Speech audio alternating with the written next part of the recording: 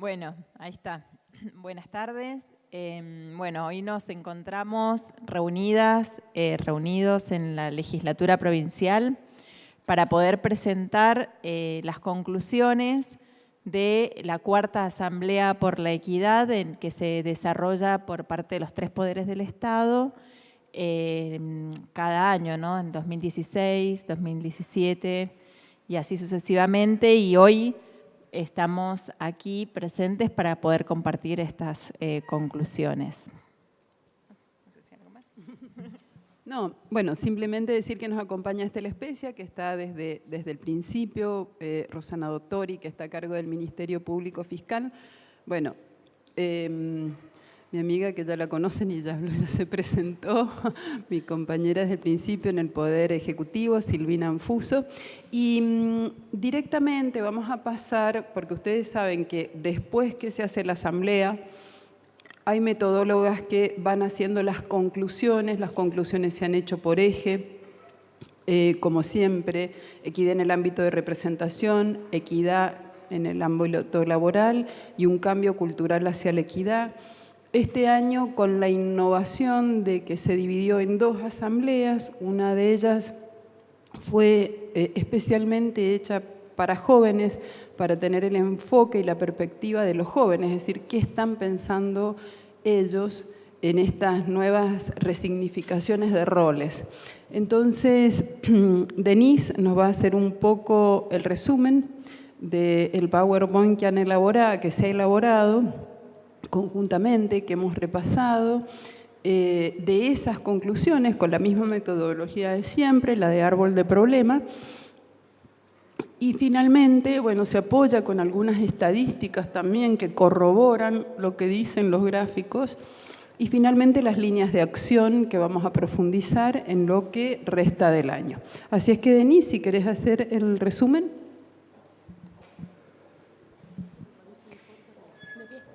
Bueno, antes de empezar con el PowerPoint, en realidad, bueno, quería compartirles que estos días he estado analizando un poco las cuestiones de género, porque por ahí yo soy una persona que me empiezo a preguntar, bueno, ¿por qué estoy en el área en que estoy?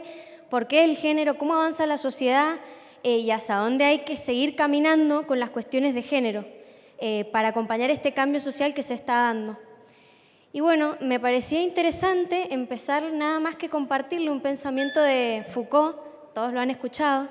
Fue un pensador que estudiaba lo que era el poder, y él decía que el poder no es, el poder se ejerce, y se ejerce en las relaciones que tenemos todos los días en nuestra vida.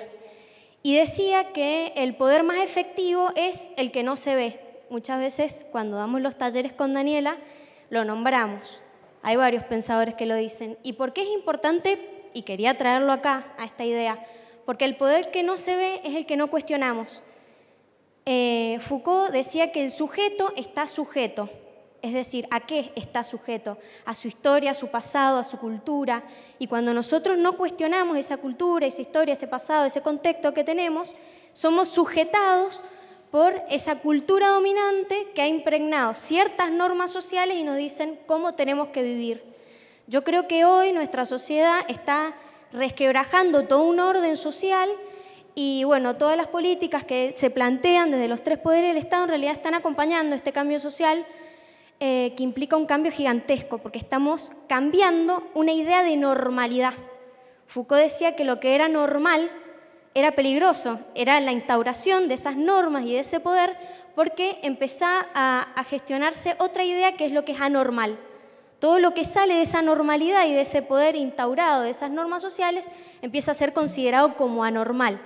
Y bueno, obviamente iba a terminar este pensamiento que estaba teniendo con Simone de Beauvoir, que es un poco como que continúa esta idea, y ella dice, bueno, si hay un poder normalizado, hay una cultura que impera, que dice que hace siglos los varones deben comportarse de tal manera y las mujeres de tal manera, ella empieza a analizar, después de que ya las mujeres habían tenido el voto en la mayor cantidad de los países del mundo, y se empieza a gestionar la segunda ola feminista en el mundo, empieza a ver la realidad y dice, bueno, estos parámetros de normalidad que hemos construido hace siglos estaban basados en la idea de un hombre como normal. Y todo lo que era femenino era periférico.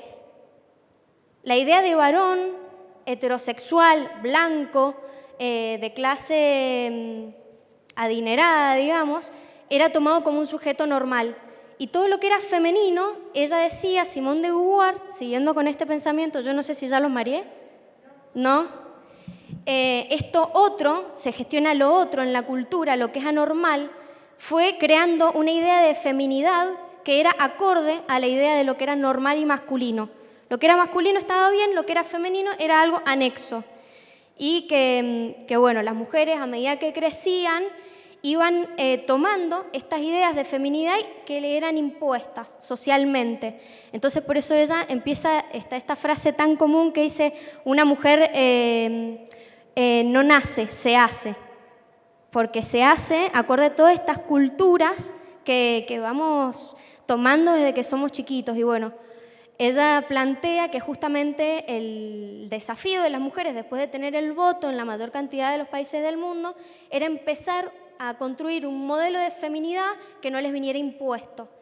Así que bueno, y empieza a cuestionar no solamente esta esfera que era la política a través del voto, que ya estaba ganada, sino un montón de esferas que seguían siendo dominadas por los varones y se empieza a preguntar por qué.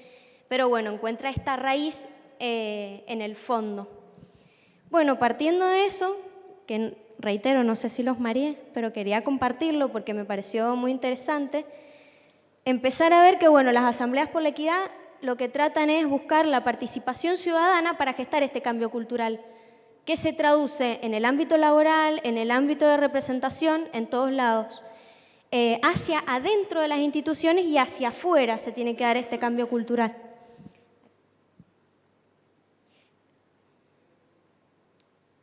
Bueno, como todos los años, desde que empezamos se partió de 3 ejes: equidad en el ámbito laboral, equidad en los ámbitos de representación y transformación cultural para una mayor equidad.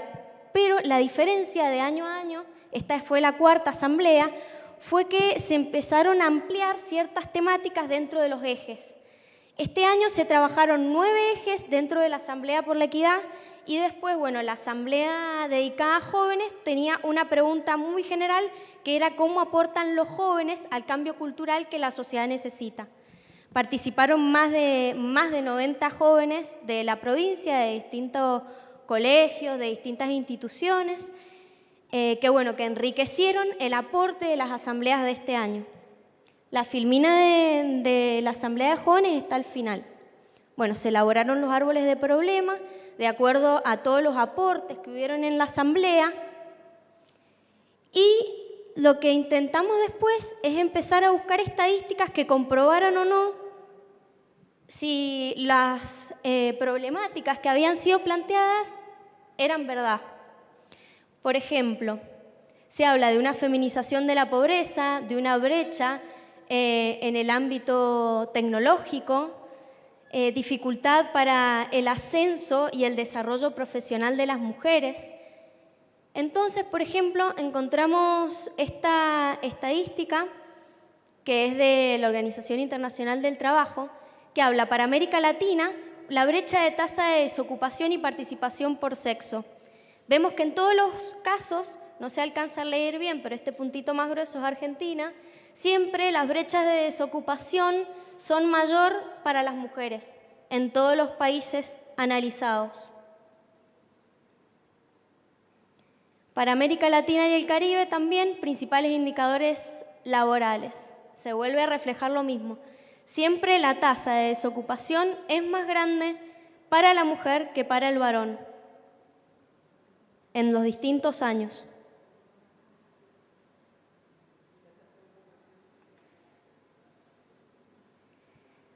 Después, empezamos a preguntarnos cuáles son los sectores de la actividad que plantean una brecha mayor, porque en la asamblea habían dicho que en los ámbitos tecnológicos las mujeres no participaban. Y justamente encontramos que en los ámbitos más técnicos las mujeres presentan mayor cantidad de brecha en el salario. Es decir, que por un trabajo de igual valor las mujeres cobran menos en el mundo. A nivel mundial, la brecha, de acuerdo a la fórmula que se utiliza, es del 16 al 22%. Argentina está en un 25% de brecha salarial, aproximadamente.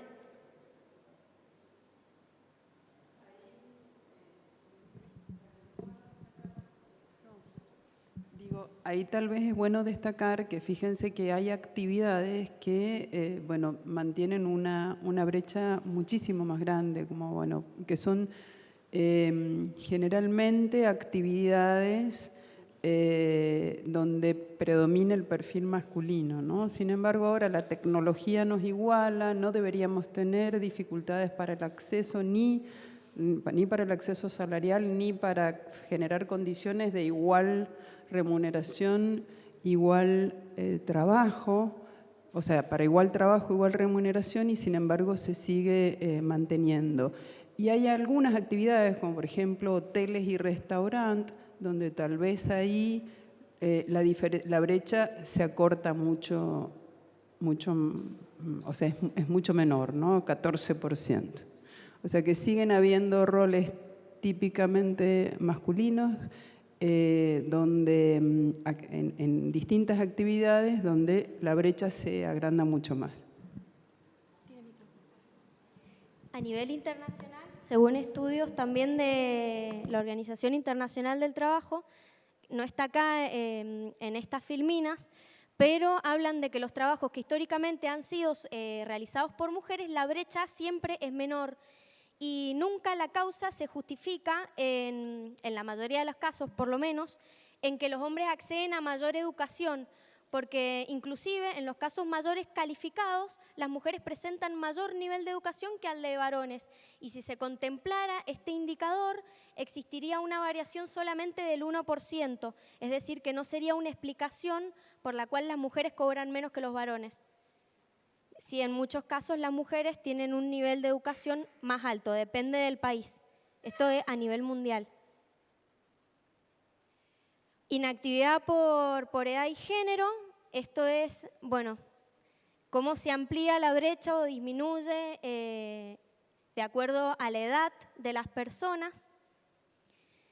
Cuando las mujeres entran en edad de maternidad, se detecta a nivel mundial que empiezan a tener una brecha dentro de las mismas mujeres.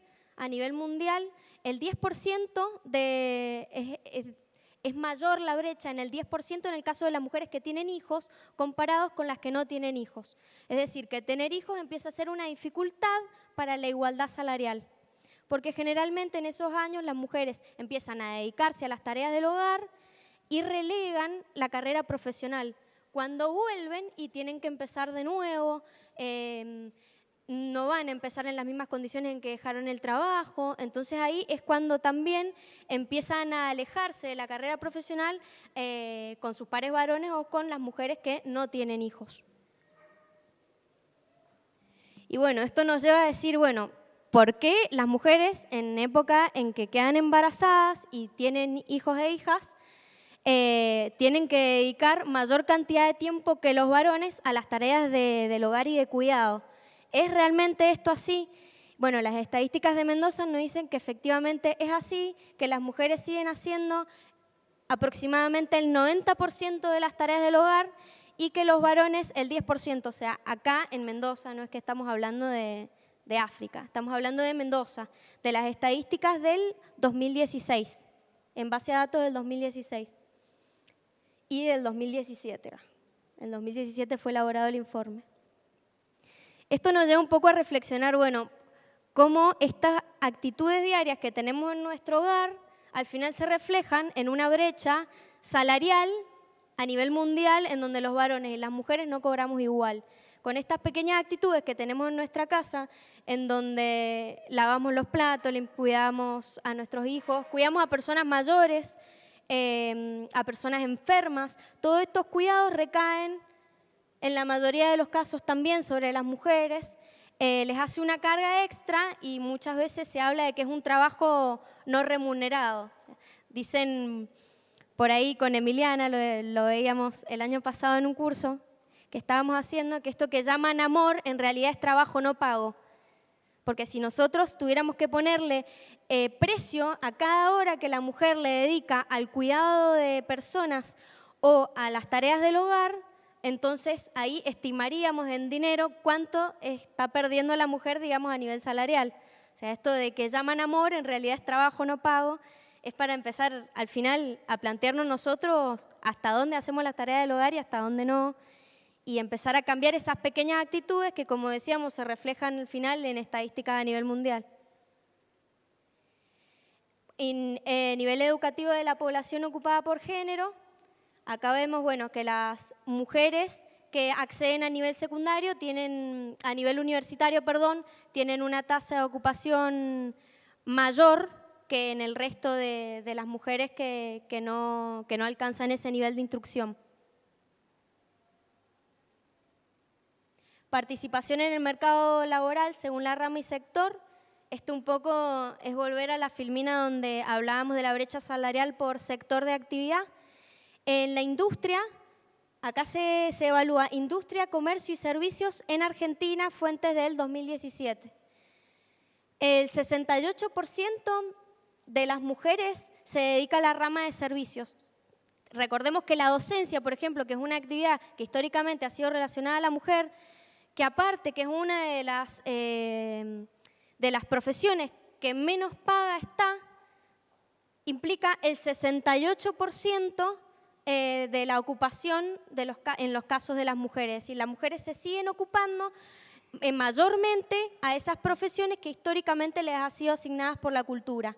No así los varones, que presentan un 49% de casos de ocupación en la industria comparado con la mujer, que es en un 12%. No, perdón, los varones es del 29% y las mujeres del 12%, más del doble. Recordando que la industria por ahí son trabajos en donde se paga más. Bueno, esto es una filmina de la OCDE que habla de que disminuir la brecha salarial entre varones y mujeres podría incrementar el ingreso de las mujeres pertenecientes a la OCDE en unos 2 trillones de dólares. Esto, Laura, yo te cedo el lugar porque muchas veces lo has explicado, ¿no?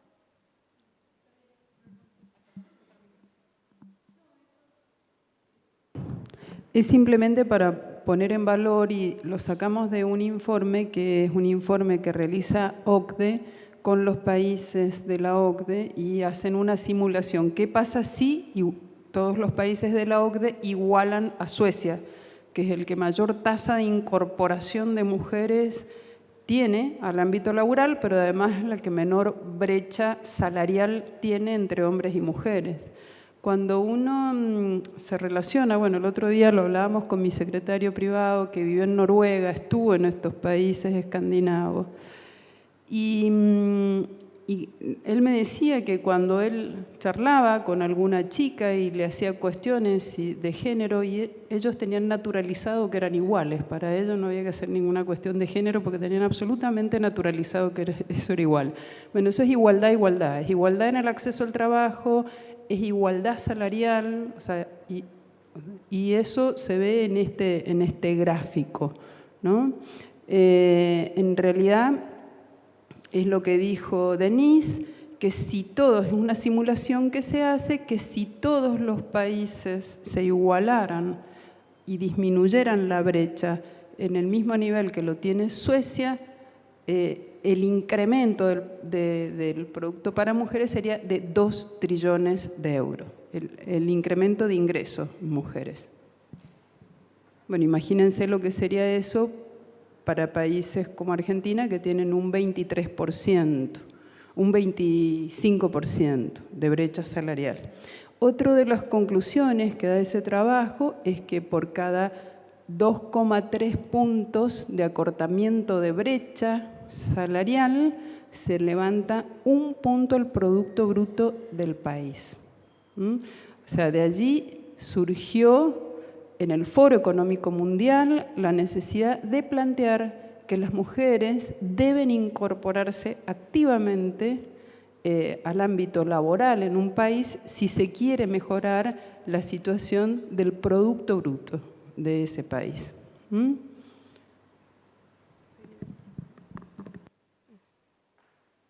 En los países más desarrollados, por ejemplo, se observa que la mayor brecha se da en los cargos más altos jerárquicos.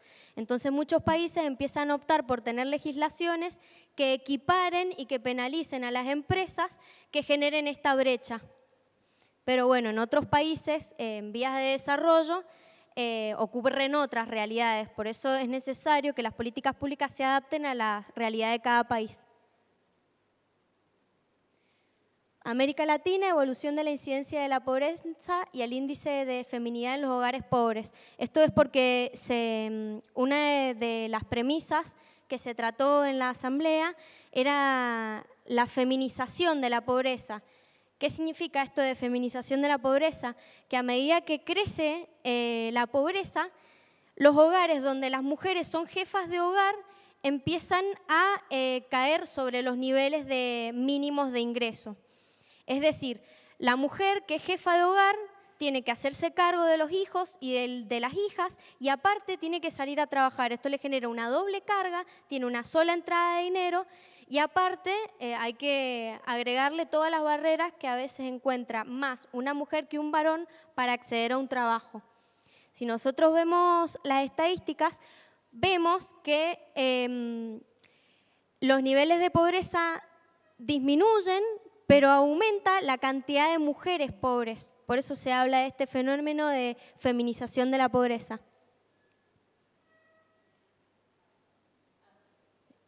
Sí, datos de la CEPAL, del 2012 al 2014. Disminuyendo la brecha salarial entre mujeres y varones, podría incrementarse el ingreso de mujeres en los países de la OCDE hasta 2 trillones de dólares. Esto, bueno, es un poco lo que se hablaba recién de los estudios que hace la OCDE. Y bueno, esta encuesta en realidad es una encuesta piloto que se hizo a nivel nacional sobre población trans en Argentina. Antes no había habido ninguna, se hizo en 2012. Y una de las cuestiones que se trató en la Asamblea, que era un poco una deuda de asambleas anteriores, es empezar a tratar esto de la inclusión laboral de las personas trans.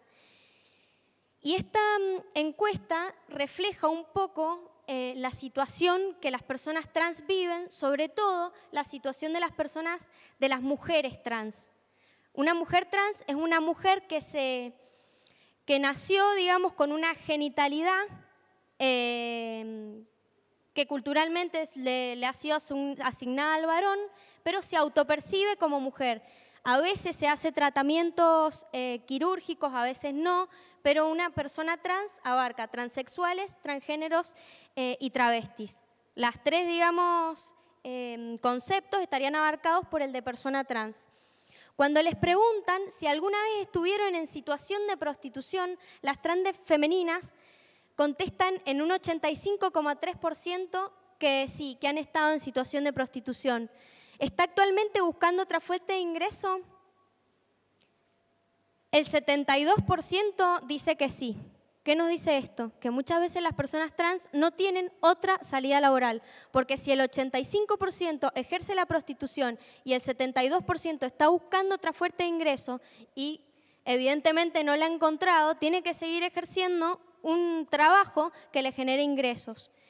Y en realidad la situación de las personas trans es muy delicada porque dentro del colectivo de lesbianas, gays, bisexuales, trans, intersex y queer, este es el nombre completo, LGBTIQ+, son las personas más vulnerables de todas porque las expulsan del hogar desde que son chicos, no terminan la secundaria, no terminan la primaria, no van a la universidad por la misma situación de discriminación que viven. Inclusive en Chile han hecho una prueba de crear una escuela para personas trans.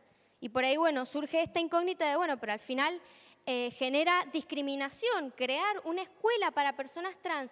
Pero en realidad lo que plantea esta escuela es que nos encantaría no existir, pero la realidad es que las personas trans hoy, cuando son menores, les cuesta mucho seguir en los entornos educativos por el nivel de discriminación que sufren y terminan abandonando los estudios. Esto los hace más vulnerables a... Después, cuando crecen, a generar ingresos propios, acceden a la prostitución como un modo de vida, pero además, cuando acceden realmente a tener un título universitario, no las toman a estas personas por ser trans. Entonces, realmente hay una deuda enorme social con estas personas que lo único que quieren es vivir dignamente, Por eso se plantea la idea de equidad y no de igualdad, dar a cada uno lo que necesita para lograr esa igualdad de derechos. Y la verdad es que con los niveles de discriminación que hay hoy, estas personas necesitan políticas públicas específicas para ellas. Esta búsqueda de trabajo se dificulta por su identidad trans. El 82% contestó que sí.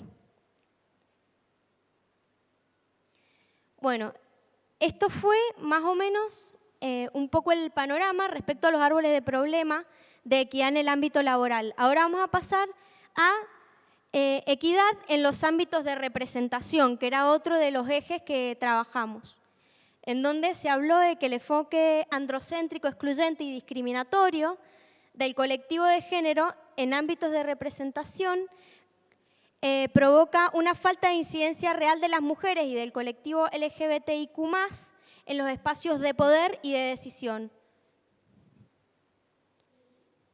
Sí.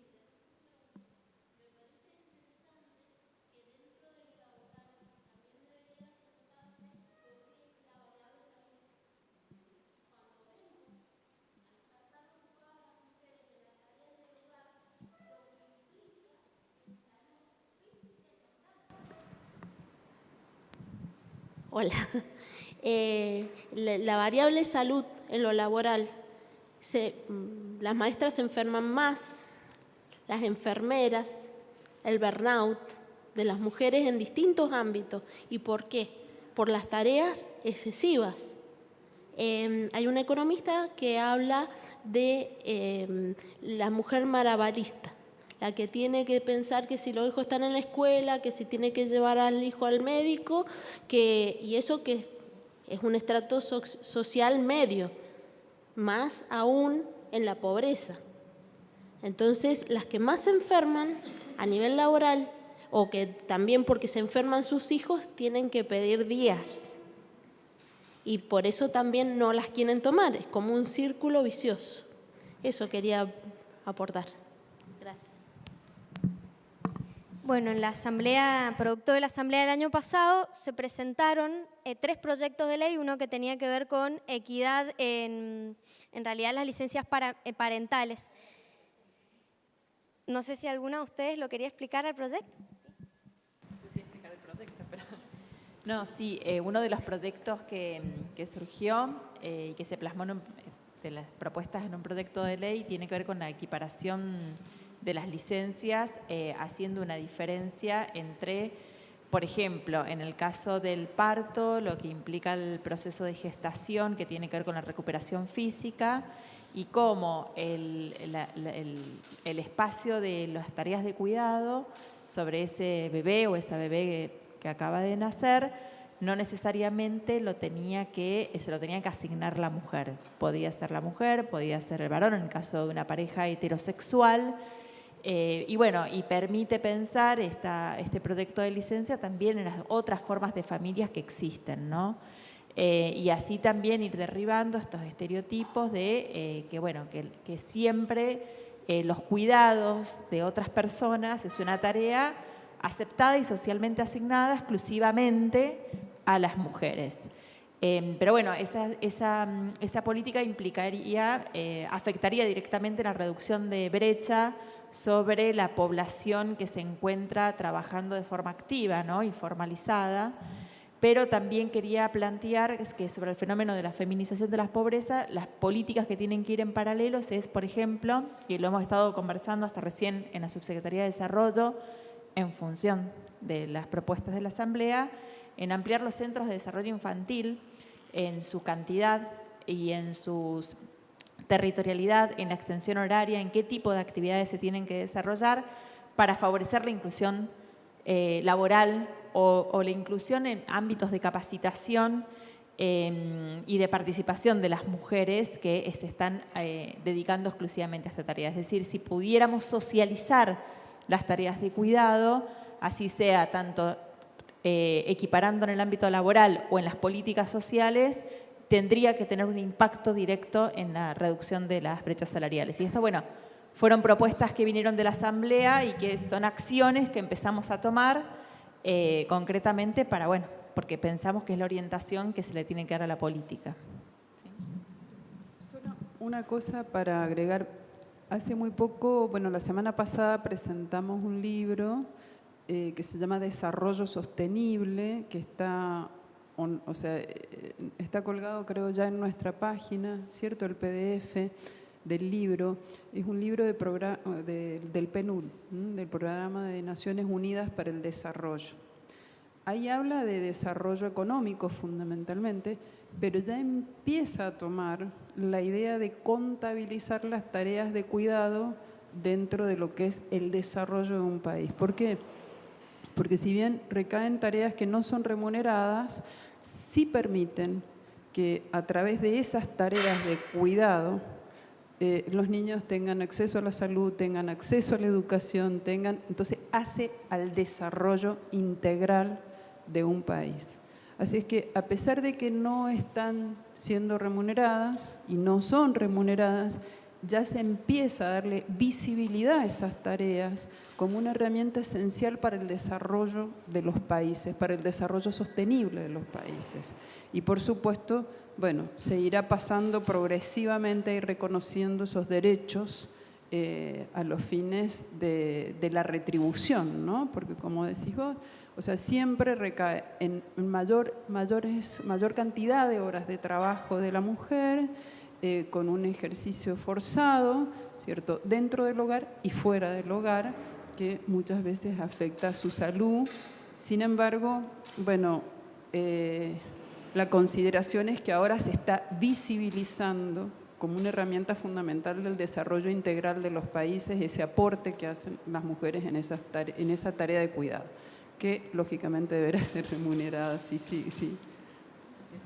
Bueno, seguí. Bueno, en la equidad de los ámbitos de representación, participación femenina en la gerencia superior y media. Acá vemos que en distintos países del mundo, en la gerencia superior y media de distintas empresas, las mujeres nunca alcanzan el 50% a nivel mundial. Bueno, acá tenemos Luxemburgo, Turquía, Italia, Estonia, Australia. En ningún caso las mujeres llegan al 50%. Participación en puestos de decisión. Esta encuesta es de Argentina. Son datos tomados, procesados por el INAN, el Instituto Nacional de las Mujeres. Vemos que las asalariadas son aproximadamente el 45% de la fuerza laboral. Sin embargo, a medida que van subiendo en la escala jerárquica, las mujeres empiezan a quedarse más en la base de la pirámide. Y como jefes, los varones empiezan a ser el 70%. Es decir, que las mujeres, está bien, ya dijimos, por un montón de barreras hay un nivel de desocupación que siempre es mayor en todas las estadísticas de los países en las mujeres, pero a medida que van subiendo en la escala jerárquica, llega a tal punto en que los jefes empiezan a ser el 70% varones. Y ahí, bueno, la pregunta es por qué. En el caso de jefes y directores, casi lo mismo, 68,8%. Participación de mujeres en el Congreso Nacional desde el 92 al 2018. Bueno, desde el 2000 ya tenemos una ley de paridad a nivel nacional, pero vemos cómo a lo largo de los años, en el 91 se sanciona la ley de cupo femenino que establecía que el 30% de las listas debían ser ocupadas por mujeres. Sin embargo, ese 30% implicó lo que muchos dicen una especie de techo, porque nunca se superó demasiado y nunca llegó al 50%. Es decir, muchas veces cuando, bueno, el año pasado sancionamos la ley de paridad también en la legislatura de Mendoza, uno de los argumentos era que las mujeres tienen que tener capacidad para acceder a los cargos. Pero en realidad, si nos ponemos a pensar en la política, ¿cuántos varones tienen capacidad o no tienen capacidad? Porque a la hora de hablar de mujeres sí ponemos en tela de juicio la capacidad, pero cuando hablamos de varones no. Y empezar a cuestionar esto y ver las estadísticas es, bueno, votamos desde 1947, que tenemos la ley de voto femenino, en el 51 fue la primera votación a nivel nacional, y sin embargo, hoy, en el 2019, jamás hemos tenido el 50% de participación femenina en el Congreso. ¿Y esto realmente se debe a que las mujeres no tienen capacidad o no les dan la oportunidad de llegar? Por eso se han tomado en varios países del mundo, y Argentina, bueno, en estas elecciones se va a ver las leyes de paridad a nivel nacional y provincial. Esto habla de la participación de las mujeres en las legislaturas de las provincias. Al 2019, también ninguna legislatura provincial llega al 50%. Bueno, hay provincias que están mejores que otras. Acá, bueno, este es el caso de Mendoza, que tiene un 35%, se ve un poquito borroso, en una cámara y 36,8% en la otra. Es decir, no llegamos al 40%. Participación en puestos de decisión según rama de actividad. En el 2017, esto es también en base a datos nacionales. Y volvemos a ver que dentro de la discriminación que había por sexo, según la rama de actividad, a nivel jerárquico también se ve reflejado. Las mujeres se siguen quedando, digamos, en la parte de operarias o en la base de la pirámide. En el único sector donde las mujeres acceden a mayores cargos jerárquicos es en los servicios sociales básicos y prestaciones a las personas, que son justamente lo que hablábamos, los sectores que históricamente han sido asignados a las mujeres. Bueno, en la rama de la industria, los varones tienen el 78% de los cargos jerárquicos en promedio, en la construcción el 92%, en el comercio el 64%, en el transporte, almacenaje y telecomunicaciones el 87% de los cargos jerárquicos. O sea, todos estos sectores más técnicos y que históricamente han sido asignados a los varones, hay una brecha en las direcciones mucho mayor. En el ámbito sindical también existe esta brecha. Existe una ley a nivel nacional que dice que los sindicatos tienen que tener un 30% de composición femenina, sin embargo, no se respeta. Este gráfico, que es nacional también, habla de que en realidad solamente el 18% de los cargos de los sindicatos están actualmente a manos de mujeres y que de ese 18% que no llega al 30%, el 74% corresponde a las áreas de igualdad, género o servicios sociales. Seguimos en las áreas en donde las mujeres han sido históricamente asignadas. Y acá vemos una discriminación en los sindicatos por rubro. Por rubro hay sindicatos que ni siquiera tienen mujeres, como es en el de los aceiteros o en el de los madereros. Son sindicatos que ni siquiera, o sea, hay una ley nacional del 30% de cargos que tienen que ser asignados a mujeres y ni siquiera hay una mujer en cargos electivos. Igual también en el sindicato de quienes se dedican a la química. Este PowerPoint va a estar colgado, por si les interesan las estadísticas, en la página web de Géneros por la Equidad. Y bueno, el último eje, pero en realidad que es el más... Denise, mira, sí. antes de pasar brevemente, porque ya estamos terminando y este eje es un eje importante, porque es el eje en el que las mujeres vamos cobrando protagonismo en los ámbitos de decisión. Yo creo que hasta que las mujeres no cobren realmente y efectivamente ese protagonismo en los ámbitos de decisión, no se van a producir realmente cambios a veces sustanciales, ¿no? Y para esto, yo como estoy de despedida, quiero llamarlas a la reflexión, y lo dije la vez anterior. Yo no estoy aquí porque me sometí al dedo generoso de alguien que me pusiera en este lugar, ¿cierto? tuve que trabajar en una ley de primarias abiertas, simultáneas y obligatorias, cambiar la regla de juego electoral para poder competir electoralmente. Y a su vez, o sea, ir a la competencia electoral para después tener esa visibilidad.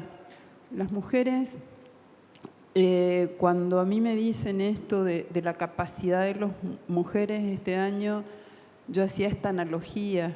Desde la sanción de la Constitución en 1916 a la fecha, solo 3 mujeres fueron capaces y llegaron a puestos de decisión, como Aida Kemenmagen en la Corte, Norma Trigo a la Intendencia o yo a la vicegobernación. No. Todos los hombres que llegaron fueron capaces. Lógicamente que no, ¿cierto?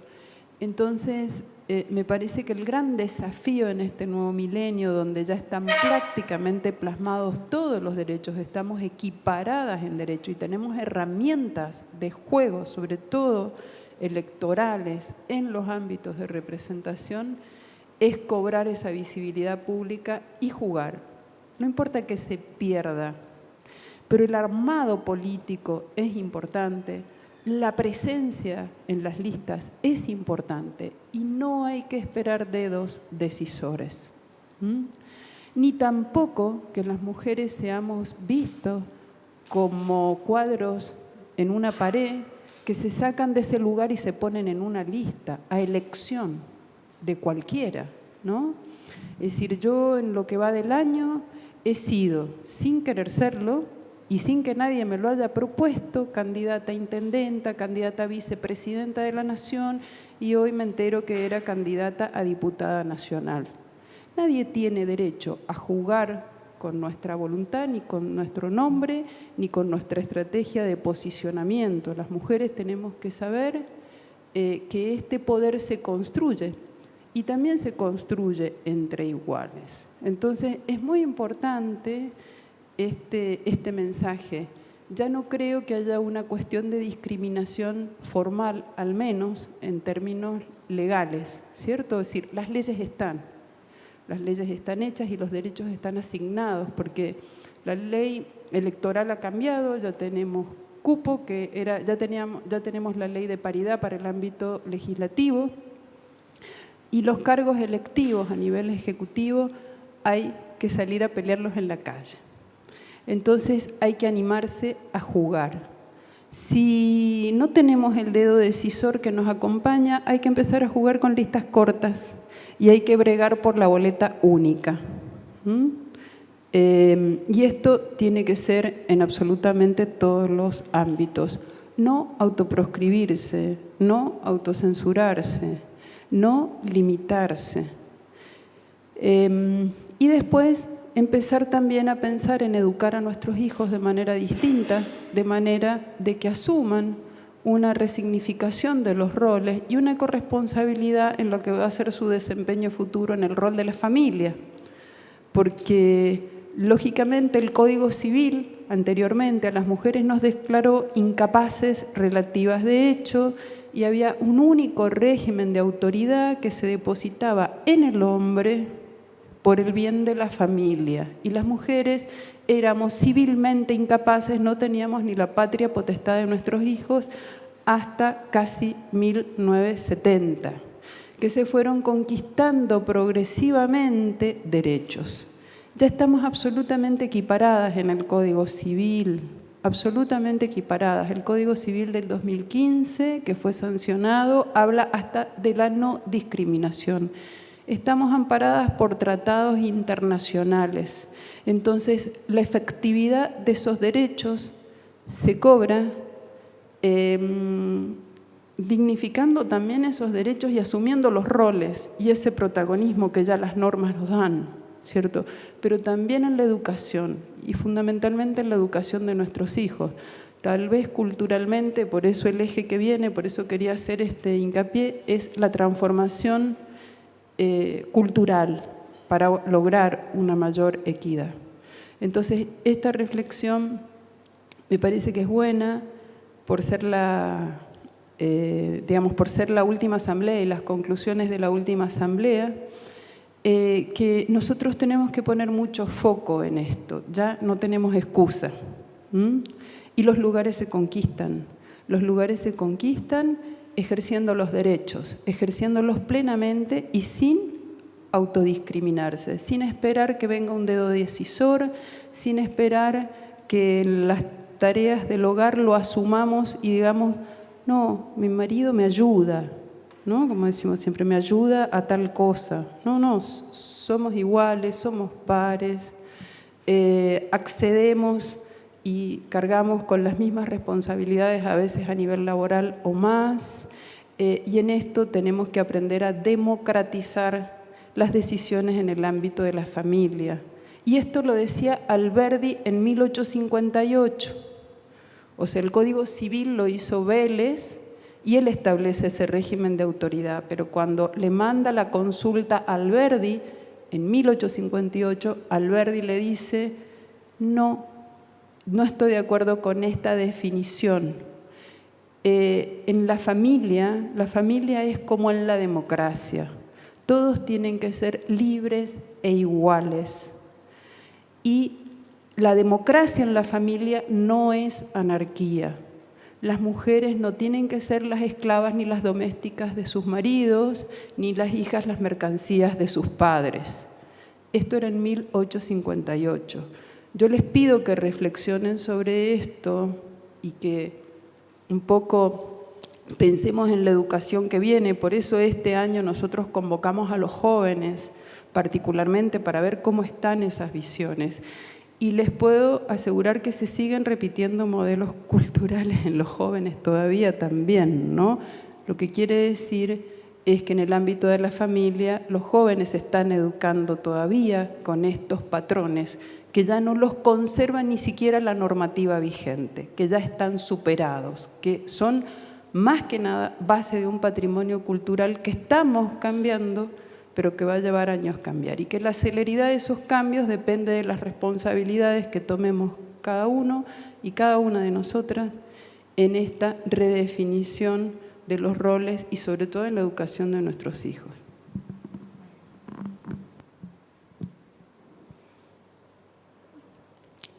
En el eje de transformación cultural para una mayor equidad, que muchas veces, en todas las asambleas siempre tienen la mayor cantidad de oradores y oradoras, se plantea en realidad la base de todo, que es el cambio cultural dentro de las instituciones, dentro de nuestra sociedad, dentro de nuestras familias. Y entre los aspectos que se trabajaron, este es el árbol de propuestas. Lo van a poder ver cuando se lo descarguen de la página, que sé que lo van a ver.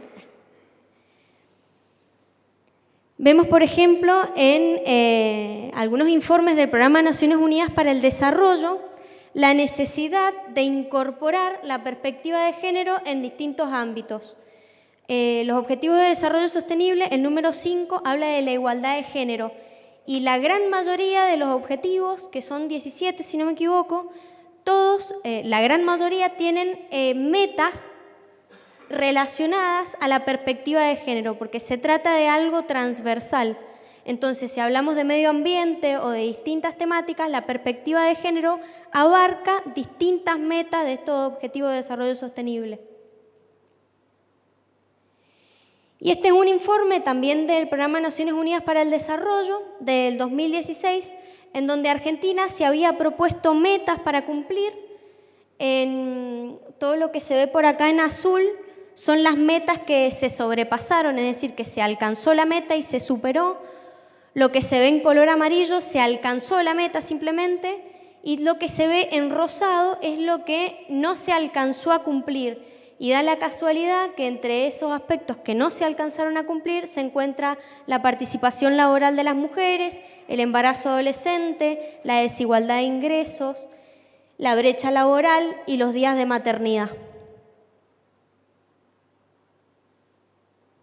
Este es un informe de la Dirección de la Mujer, Género y Diversidad de acá de la provincia, doctora Carmen Argibay, que toma los casos que han atendido ellos en la dirección.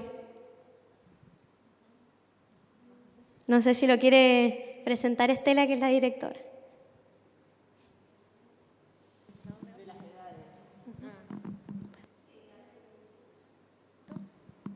¿Está prendido? Sí. Bueno, y las edades generalmente, y en eso coincidimos también con la Dirección de Género y Diversidad del Gobierno y de los municipios cuando hemos hecho comparaciones, y también con la Oficina de Violencia Doméstica de la Nación, que la franja está siempre entre los 20 y 45 años, que coincide con la parte de mayor actividad sexual, reproductiva.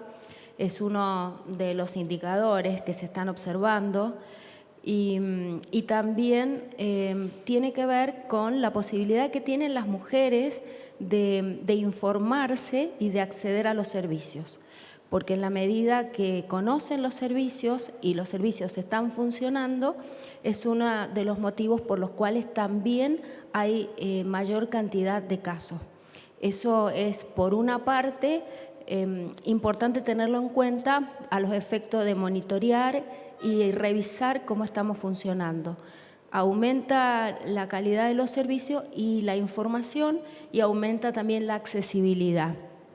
Eso con respecto a las edades. No sé, Denise, si tenés alguna otras muestras. Nosotros tenemos publicado todas las estadísticas en forma periódica en la página del Poder Judicial, de la Dirección de la Mujer, Género y Diversidad. Incluso están actualizadas al mes de mayo del 2019. También tenemos las estadísticas estamos trabajando en lo que es la tercera circunscripción, Valle de Uco, San Martín. Las estamos también separando por los departamentos, por las derivaciones. Son distintas variables que estamos trabajando, y si quieren consultarlas, también Laura Cortese, que es la socióloga que trabaja en la dirección, está haciendo algunos comentarios en cada una de las estadísticas, y siempre diciendo que esto es un piso y no es un techo.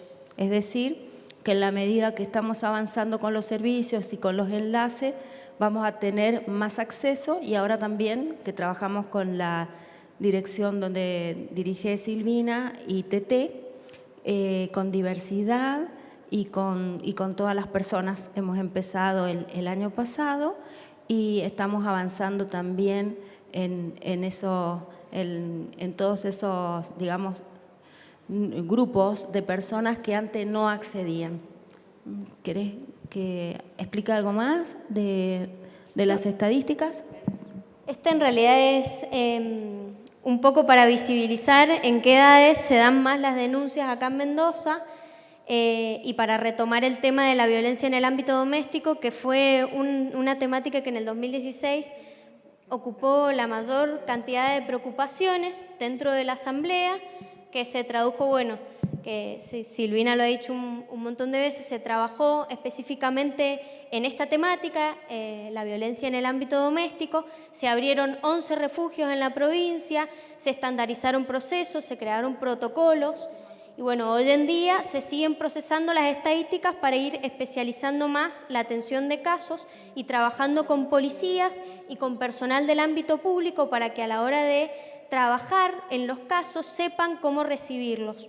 Porque muchas veces se detectaba a la hora de recibir las denuncias que las mismas mujeres decían que las trataban mal o que eran revictimizadas porque tenían que ir a varias instituciones que las iban derivando. Entonces esto es lo que se fue trabajando para estandarizar los procesos y para capacitar al personal. Porque cuando la mujer va a denunciar un caso de violencia doméstica, tal vez lleva 5 años esperando el momento de denunciar, y si del otro lado no hay una persona que la acompañe, esa mujer vuelve a su casa sin ninguna respuesta y tal vez no se vuelve a acercar a una institución pública. Sí, ahí, por ahí, para agregar en los datos de las RUC, que son los que aportamos al INDEC para el registro del Observatorio Nacional de Violencia de Género, ha ido incrementándose. En el 2015 el registro daba aproximadamente 1.500 casos de mujeres que pidieron ayuda, ¿sí? En el 2016 se incrementó a 2.700, en el 2017 a 3.500 y en el 2018 quedamos en 3.700. Es decir que esa es la cantidad de mujeres que año a año acuden a los dispositivos psicosociales a pedir ayuda. No son exactamente la misma cantidad de mujeres que denuncian, ese por ahí es un dato que tienen más en la justicia, pero sí son esto, ¿no? Es la magnitud que estamos teniendo. Estamos hablando de 3.500 mujeres en Mendoza que en los últimos años, 2 años, han acudido al Estado a pedir ayuda y acompañamiento en la violencia de género.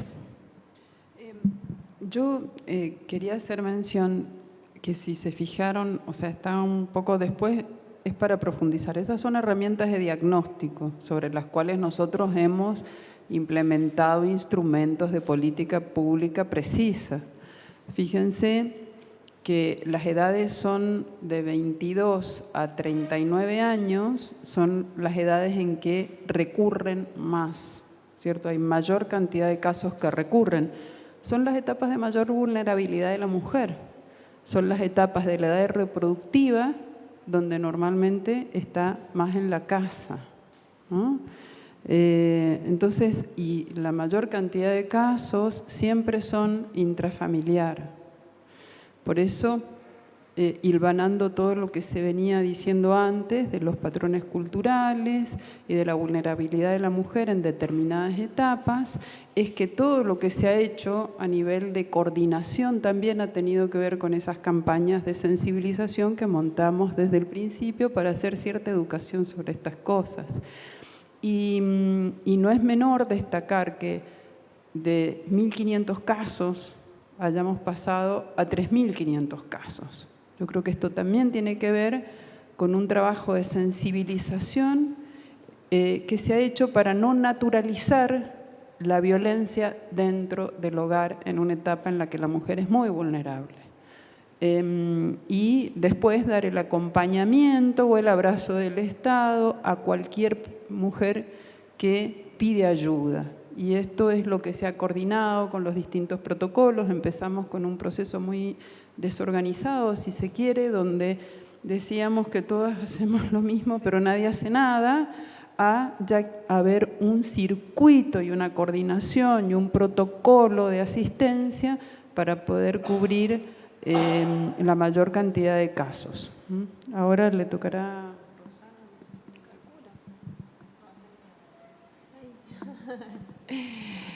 Bueno, tal cual me parece que hablando del tema de los números, que siempre es como la foto que ya podemos empezar a contar esta película de lo que estamos viendo a nivel de números de denuncias que ocurren en la provincia de Mendoza, desde la Dirección de Enlace Institucional de la Procuración General, esto corresponde al área de lo que es el Ministerio Público Fiscal, dentro de lo que es el Poder Judicial. Una de las primeras acciones fue empezar a trabajar en el armado y diagramar plataformas estadísticas para poder saber, con las especializaciones que dieron inicio a partir del año 2016 con la gestión del doctor Goulet como el nuevo procurador general de la Suprema Corte de Justicia, se empiezan a especializar las fiscalías. En el año 2017, desde el 6 de febrero, nosotros como Dirección de Enlace empezamos a funcionar junto a la Unidad Fiscal de Violencia de Género. Entonces empiezan a aparecer los primeros números de cuántas denuncias se realizan en la provincia de Mendoza, porque no lo sabíamos antes, porque estaban dispersas por distintas fiscalías. Esto como una estrategia de las especializaciones, antes que eran por territorio y que empezaron a ser por materia, empezaron a tener una mayor facilidad para la estadística y poder tener en números cuántas denuncias se realizan por año, por día, por circunscripción. Hemos llegado a advertir que en el año 2018 el total de denuncias por violencia de género en la provincia de Mendoza alcanzó casi los 9.000 denuncias, 8.970, de las cuales La primera circunscripción, cuando hablamos de primera circunscripción, es el Gran Mendoza, concentra el 60% de la población de la provincia, pero a su vez concentra el 70% de todas las denuncias que se realizan en la provincia de Mendoza. Ese número, en el año 2018, alcanzó las 6.053 denuncias. 2018. Y respecto del 2017, sufrió un incremento del 3%. Es decir, estas 6.053 que se tomaron en el 2018, en el 2017 fueron un 3% menos. Y en la segunda circunscripción se tomaron durante el 2018 casi 90, en la tercera circunscripción, que es el este, 1.070, y en la cuarta circunscripción, que es el Valle de Uco, San Carlos, Tupungato y Tunuyán, 858 denuncias. Por eso hablo de la cantidad de denuncias que hay en el Gran Mendoza, que es el 70% de todas las denuncias que se realizan. Esto nos permite tener también, diagramar cuál es el personal, cuánta cantidad, cómo se maneja. Nosotros tenemos a través del Ministerio Público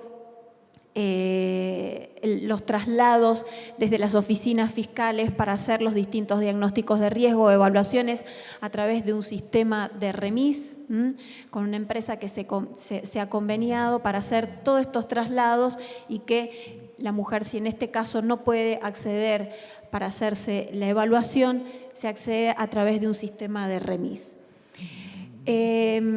Por otro lado, esto de tener más o menos un número nos lleva a pensar distintas políticas en la persecución penal sobre estos casos de violencia de género.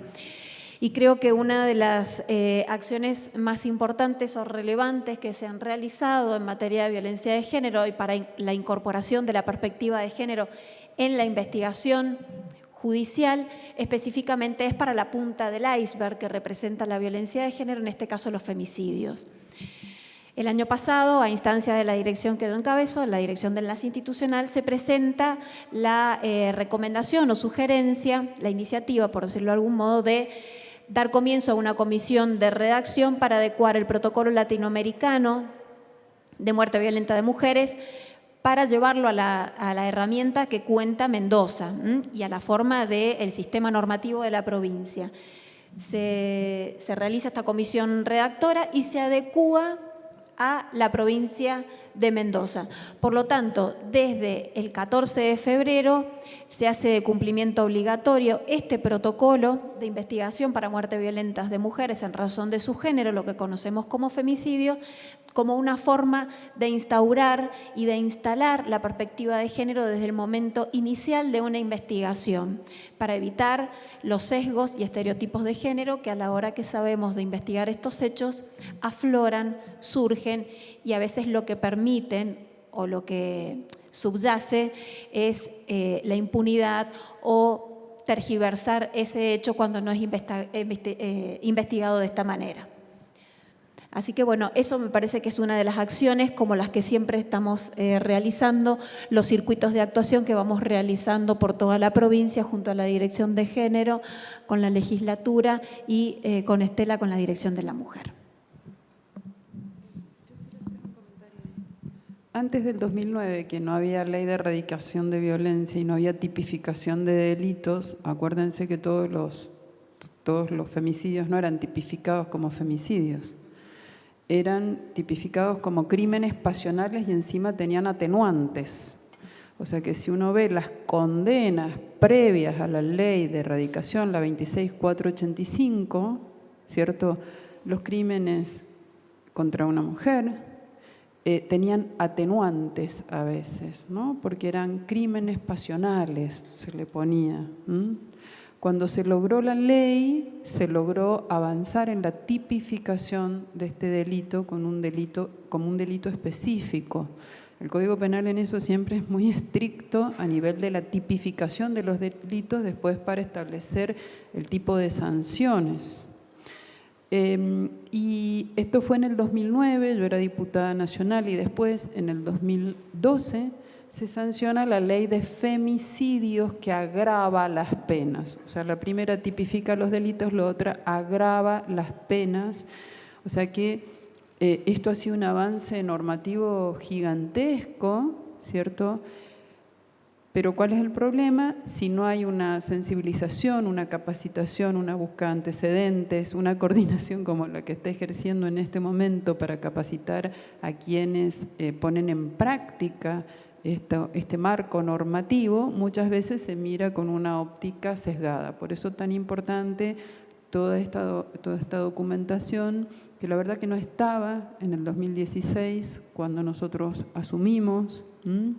Todavía había prácticamente una inaplicabilidad de las normas ya sancionadas a 6 años de su sanción, porque todavía no era correctamente interpretada. Por eso que este tipo de capacitaciones que se han hecho y la recopilación de todos los antecedentes y hacer una memoria casuística también es lo que va aportando al cambio cultural para que esos delitos sean correctamente tipificados en el ámbito de la justicia. Justamente, ya que me lo dejó ahí, justamente, como sabemos, y así ya lo ha hecho en el último informe sobre muertes en el 2017 que se relevó y que salió publicado en el 2018, se establece que el lugar más inseguro para la mujer es el hogar, es la vivienda. Casi en el total de femicidios ocurridos en ese año eran 87.000, pero en lo que llevamos en la provincia de Mendoza y en lo que así lo demuestran las estadísticas nacionales también, sabemos que el lugar más inseguro para vivir es, en el caso de la mujer, su propio hogar, que es donde ocurren casi el gran porcentaje de los femicidios. Por lo tanto, esto también nos lleva a pensar que no solamente por tener una normativa, como decía la señora vicegobernadora, la ingeniera Laura Montero, que desde el 2009 la tenemos, que desde el 2012 tenemos la ley de femicidio, esto de llevarlo en práctica y de investigar con perspectiva de género, no solamente se necesita esa sinergia de que no solamente lo normativo sea porque ya está declarado, ya la tenemos a las leyes, sino que ejecutarlas y sujetarse a lo que las normas nos imponen y además a lo que los tratados internacionales nos llevan a hacer, porque esta presión, por decirlo de algún modo, de los distintos tratados internacionales que tienen comisiones o comité de expertos que van siguiendo el cumplimiento de los tratados internacionales, de alguna forma van construyendo y mirando cada país signatario de un tratado internacional a ver si se ajusta o no a lo que en su momento se obligó a cumplir y si ese Estado al que se fue signatario de ese tratado lo está llevando en práctica, desde la normativa y desde la ejecución de sus prácticas también.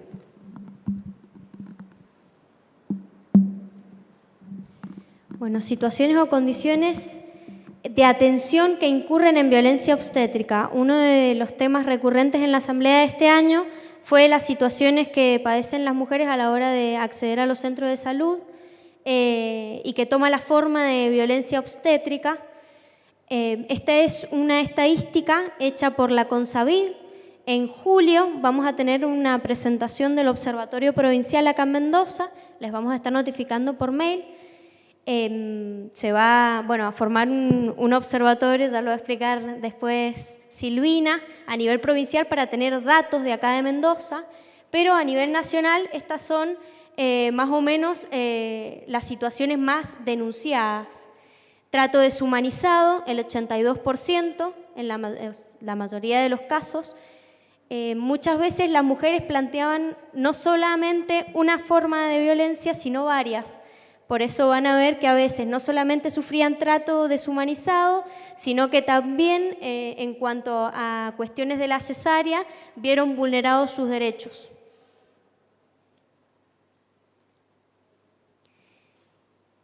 Bueno, este es el árbol de problemas específicos de la Asamblea de Jóvenes, que fue unas 2 semanas después de la asamblea de todos los años. Los jóvenes realmente habían distintas posturas, pero en la mayoría de los casos se planteaba la necesidad de generar talleres y capacitaciones dentro de las escuelas en donde ellos pudieran trabajar con cuestiones de género. Es decir, más allá de que tuvieran una postura u otra, planteaban la necesidad de que en la escuela se trabajen en talleres cuestiones de género y diversidad sexual. Muchas veces se planteaban que la misma escuela no estaba preparada para recibir casos, por ejemplo, de abusos o denuncias que tenían que ver con el género. Recordemos que una persona que es docente tiene como funcionario o funcionaria pública la obligación de denunciar si se entera de casos de violencia de género en su alumnado, pero muchas veces los docentes o las docentes no se sienten preparadas o no saben a quién acudir. Esta situación por ahí era vista por los mismos estudiantes que lo planteaban. Entonces, bueno, una de las cuestiones que veíamos es la necesidad de la implementación efectiva de la Ley de Educación Sexual Integral, que en realidad abarca la necesidad de tratar de acuerdo a la edad y al año en que esté transcurriendo el estudiante o la estudiante distintos aspectos sobre el cuidado personal y sobre la deconstrucción social del género. Muchas veces si nosotros nos ponemos a discutir con alguien, siempre a veces sale la idea, bueno, pero si al final la base de todo es la educación. Y bueno, entonces hay que pelear por la aplicación efectiva de esta ley que plantea la transversalización de la perspectiva de género en las distintas currículas académicas, adecuada a la edad del niño. Y una de las cuestiones que plantea es la necesidad de educar a nivel primario a los y las estudiantes para que ellos sepan qué parte de su cuerpo pueden tocar o no, en qué parte son sus partes privadas. Son cuestiones que muchas veces al generar tabú no nos damos cuenta que estamos dando una situación propicia para que se generen abusos en menores. Esto es lo que trabaja la Ley de Educación Sexual Integral y muchas veces se han dado talleres en escuelas y en ese mismo taller han salido denuncias de los y las estudiantes. ¿Considera que falta educación sexual? El 79% contestó que sí. Esto fue una encuesta que se realizó a nivel nacional en el 2017 por la Fundación Huésped.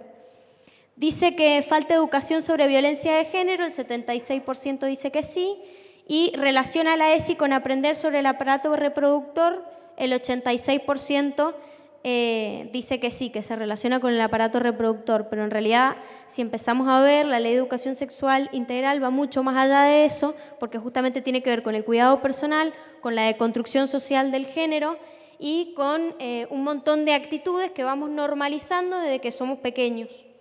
No es solamente una cuestión biológica. En base a todas las propuestas que se hicieron en la asamblea, todo lo que hemos visto, lo contrastamos con las estadísticas, hemos elaborado las 10 líneas de acción de este año con algunas propuestas concretas para cada una de las líneas. Uno de los aspectos que vamos a abordar este año, como decíamos más temprano, como una deuda de asambleas anteriores, es la inclusión laboral de personas trans. Y nos hemos propuesto generar este año una mesa de trabajo de personas trans y que de esa mesa de trabajo surjan propuestas legislativas que ayuden a las personas trans a acceder a empleos dignos y a la inclusión laboral efectiva. Otro de los planes que se están trabajando y se van a seguir trabajando es el programa Hacemos Futuro, que se gestiona desde el Poder Ejecutivo. La segunda línea de acción va a abarcar sobre las buenas prácticas laborales con perspectiva de género. En esto ya se está trabajando en la legislatura y con los poderes del Estado en el sello de equidad y en un manual de buenas prácticas laborales con perspectiva de género para instaurar dentro de las instituciones la perspectiva de género y evaluarlas a través de indicadores, generando datos concretos y propuestas para que las instituciones puedan generar hacia adentro. Y en la medida en que vayan avanzando en este proceso, van recibiendo mayor reconocimiento. Espacios de formación y visibilización de liderazgos con perspectiva de género. Nos hemos propuesto continuar con el curso de formación política con perspectiva de género con algunas modificaciones y una campaña audiovisual que tenga mensajes de equidad y que visualice la necesidad de vivir sin estereotipos. En cuanto a comunicación no sexista y no discriminatoria, es la cuarta línea de acción y nos hemos planteado realizar una distribución de manual de comunicación no discriminatoria en instituciones y áreas de prensa y realizar campañas publicitarias, teniendo en cuenta que la comunicación no sexista, bueno, muchas veces se relaciona con la Ley Nacional de Discriminación, de todas las formas de discriminación hacia la mujer, habla de 5 tipos: física, psicológica, sexual, económica y patrimonial y simbólica. Muchas veces la comunicación no sexista y no discriminatoria, sobre todo de los medios de comunicación, abarca el tipo de violencia simbólica, que por ahí es el más invisible, porque plantea estereotipos que desde chicos vamos incorporando como naturales, vamos copiando ciertas actitudes que bueno, terminan generando estos estereotipos y propagándolos a través de la cultura. Entonces, trabajar con un manual de comunicación no discriminatoria hacia las áreas de prensa nos pareció una propuesta interesante para trabajar esta línea de acción. Campañas de salud con perspectiva de género. Vamos a continuar en la legislatura con los ciclos de charla Salud más Género. Este año hemos hecho uno sobre menopausia y otro sobre disfunciones sexuales. Estamos trabajando en los que siguen y bueno, estamos trabajando también con OSEP para poder capacitar a los profesionales en cómo atender casos de violencia de género, con qué instituciones tienen que comunicarse a la hora de detectar un caso. Esto es algo que estamos trabajando actualmente y vamos a continuar trabajando con programas provinciales, como por ejemplo el programa provincial de SIDA, con el cual articulamos varias de nuestras actividades, sobre todo cuando bajamos al territorio. Siempre van con un stand, con información, y por ahí hacemos sinergia. No porque las cuestiones de género tengan que ver necesariamente con infecciones de transmisión sexual, pero sí con entender de que dentro de las cuestiones de género, a través de los años, fue muy reprimido y actualmente sigue siendo reprimido, cuestiones que tienen que ver con la sexualidad. Entonces, informar a la gente sobre cómo cuidarse en las relaciones sexuales implica disminuir los casos de infecciones de transmisión sexual. En Argentina han aumentado, por ejemplo, los casos de infecciones. Y bueno, es necesario hacer sinergia entre distintas instituciones. La sexta línea de acción trata sobre sensibilización respecto a nuevas masculinidades. Este tema lo incorporamos este año en la Asamblea y la verdad que contamos con un montón de aportes masculinos. Por ahí en las cuestiones de género los varones un poco como que se esconden y se van para otro lado. Entonces, la temática de nuevas masculinidades un poco abría la puerta para que ellos también participen en la necesidad del cambio cultural que necesitamos a nivel social.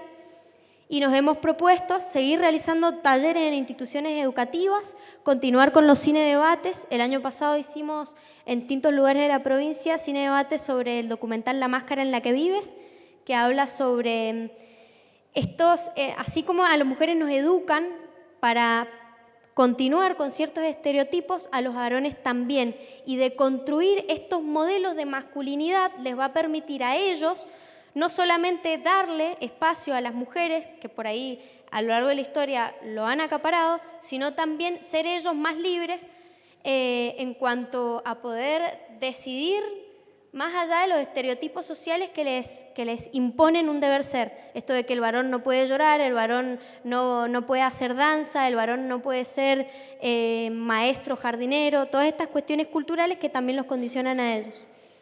La séptima línea de acción tiene que ver con la institucionalización de prácticas contra la violencia obstétrica. A realizarse la presentación del manual y del observatorio contra la violencia obstétrica. Le vamos a estar enviando mails y vamos a estar difundiendo en nuestras redes sociales también, en las redes sociales del Poder Ejecutivo. Instancias de sensibilización sobre violencia de género y respeto a la diversidad sexual dirigida a jóvenes.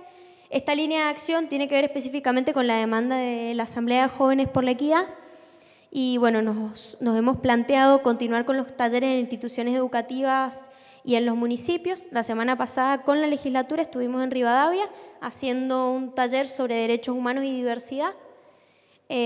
Por ahí salir al territorio con las temáticas de diversidad genera mayor resistencia, pero nos damos cuenta de que a la hora de empezar solamente con la temática de derechos humanos, los mismos estudiantes o los mismos jóvenes empiezan a sacar estas temáticas, necesitan hablarlas. Entonces, por eso articulamos con distintas municipalidades y organizaciones sociales para bajar al territorio. Se va a continuar con la obra de teatro Así me amas, contra la violencia en el noviazgo, que es gestionada desde el Poder Ejecutivo, y con la Escuela Itinerante de Género. La línea de acción número 9 tiene que ver con la difusión de mecanismos de atención de casos de violencia de género, es continuar capacitando a personal del ámbito público y difundir los mecanismos institucionales y de buenas prácticas para poder atender los casos. Es esto de que hablábamos de que los policías tienen que estar capacitados sobre cómo atender a las mujeres, porque por ahí hace muchos años que querían denunciar y bueno, tiene toda una presión social, una presión familiar esa mujer, cómo atenderla, qué preguntas hacer, qué preguntas no, en qué momento empezamos a ser invasivos, en qué momento tenemos que derivar el caso. Y la última línea de acción tiene que ver con el acceso de las mujeres a ámbitos laborales y la disminución de brechas, y nos hemos propuesto continuar con las capacitaciones respecto a la ley Micaela, que fue una ley sancionada a nivel nacional el año pasado, y actividades de sensibilización.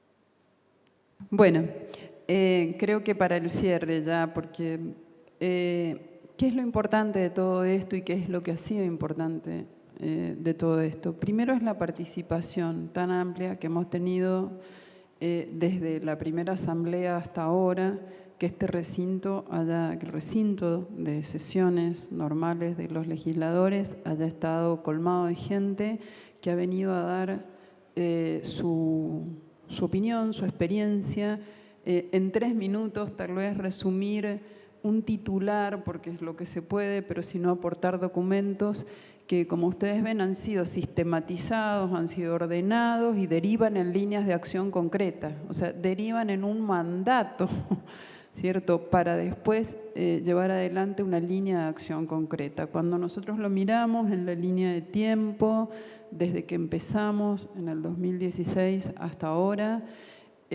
creo que es muchísimo lo que se ha logrado. En principio, la coordinación de los 3 poderes del Estado, que esto no es la coordinación nuestra, es la coordinación de toda la gente que está trabajando en los ámbitos de nuestra injerencia, ¿cierto? Pero quiero decir, por ejemplo, en una de estas últimas actividades, que es el acceso a las mujeres a ámbitos laborales y disminución de brechas, ahí se está hablando de la ley Micaela también, ¿no? Algo que ha tomado y que hemos tomado y hemos trabajado con el Poder Judicial, con la Corte. El hecho de que ya haya protocolos. ¿Y en qué se visibiliza? Como siempre, es en las estadísticas. O sea, todo este trabajo de sensibilización ha hecho que cada vez más mujeres recurran al Estado, ¿cierto?, en el caso extremo, que es violencia, pero además que cada vez más mujeres empiecen a participar de nuestras actividades en todo el territorio, tanto en los talleres de sensibilización como cuando hemos tratado temas de violencia, pero también en las capacitaciones que ha dado nuestra Escuela de Gobierno o en los talleres. Por eso es que se ha multiplicado la actividad que cada uno de nosotros en forma interrelacionada ha estado llevando adelante. Como ven, este año se profundizan muchísimo más, o sea, cada vez más preciso el ajuste hacia líneas de acciones definidas que vamos a continuar y que siempre se van mejorando, puliendo en cada actividad en sí misma. Es decir, cuando vamos al territorio a hacer una sensibilización sobre nuevas masculinidades, cómo se planteó esto, se planteó en las asambleas, se lo plantearon también, sobre todo quienes vinieron en el ámbito de juventud, porque vinieron casi en paridad, hombres y mujeres, a esa asamblea. Bueno, se planteó esto. Esto que se planteó se lleva adelante con un esquema, con un organigrama, con una distribución territorial, y siempre se van, cuando se lleva la actividad, recibiendo sugerencias. De esa manera es como hemos podido ir ajustando todas las actividades que van a quedar, digamos, ya plasmadas para este año. Pero yo quiero destacar algo también muy especial, porque no es solamente que nosotros lo propongamos o lo llevamos, sino cómo se van institucionalizando cada cosa. El año pasado dijimos, bueno, ¿cómo hacemos para vencer las brechas laborales, las brechas en los ámbitos de representación? Y dijimos, bueno, tal vez lo mejor sea hacer un manual de buenas prácticas, ¿cierto?, institucionales para lograr la equidad. Entonces, eso, bueno, lo desarrolló Natalia Conti junto con Dana Morbidelli de nuestro equipo a nivel de unidad de planificación. La semana pasada lo estuvimos trabajando acá con la gente del Programa de Naciones Unidas para el Desarrollo, ya con el aval de ellos, ya estamos poniendo en marcha este año ese certificado en base a ese manual de buenas prácticas. Esas son cosas que se institucionalizan, o sea, no, yo me puedo ir, nuestro equipo se puede ir, pero ya queda en marcha un programa de certificación que le dice a cualquier ámbito, o sea, un poder ejecutivo, si está llevando buenas prácticas para lograr equidad en ese ámbito laboral, ¿cierto? Que le dice al Poder Judicial también si lo está logrando dentro de la institución. Y asimismo han adherido instituciones, por ejemplo, como AUTAM, ¿cierto?, para el transporte público, cosa que va permitiendo la difusión. Entonces, poco a poco son pasos que si nosotros hubiéramos dejado solo el ejercicio de la catarsis de la asamblea, no llegamos a nada concreto. Yo lo que quiero es que vean que cada vez que hemos convocado, que nos han dado sus opiniones, que nos han dado propuestas, bueno, esas propuestas han tratado de sistematizarse y se ha tratado de tener una herramienta que impacte y que se institucionalice para que no haya marcha atrás. Entonces, la tarea es, lógicamente, es de cada día, es de un compromiso personal prácticamente, de quien ya se sintió tocado, ¿no?, en esta conquista de los derechos y en este ejercicio de los derechos. Pero sobre todo, como digo siempre, se trata fundamentalmente de un acto de justicia y es respetar la dignidad y la calidad de vida de cada persona.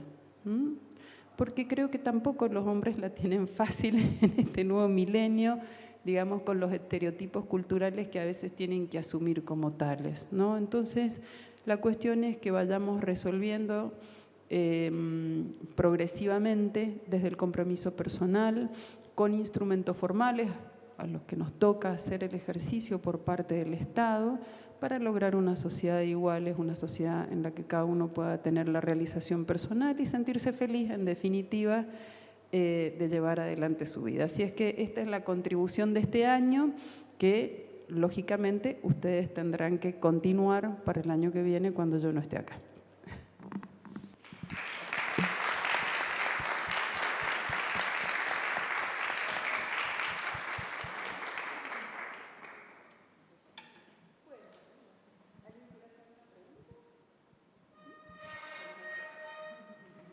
Recuerden que si tienen propuestas, nosotros estamos acá con Daniela en la legislatura abiertas para articular actividades o cuestiones que vengan a plantearnos.